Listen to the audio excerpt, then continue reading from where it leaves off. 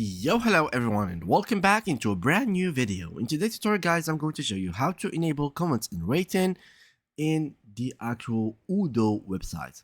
So enabling comments is very easy and good because leaving like comments on your website and ratings will leave trustability and it makes your website more trustworthy rather than simply leaving it as it is. So here's how it works. The setup is simple. Go ahead and activate comments and rating from the customized menu of the product web page. So go to customize and click here discussion and rating. So note, visitors must log in to share their comments. Make sure they are able to do so. See the portal documentation. Then review the post in real time. Whenever a post is published, the product manager and all the product followers get notified in their inbox. Discuss menu.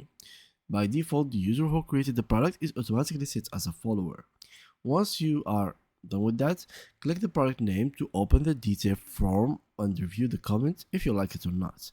Now, here I don't suggest this. I seriously want you guys to leave the real comments unless there was some bad words and some trolls. Of course, you can remove them, but if someone has rated the product very badly, then I really want you guys to actually keep it and simply just work on your products.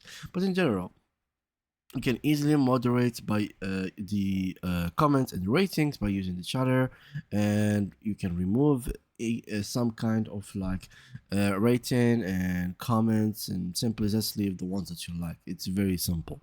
And yeah guys, that was it for today's video guys. I hope you enjoyed it. If you did, make sure to drop a like, subscribe and leave us a beautiful comment, and see you guys in the next upcoming video.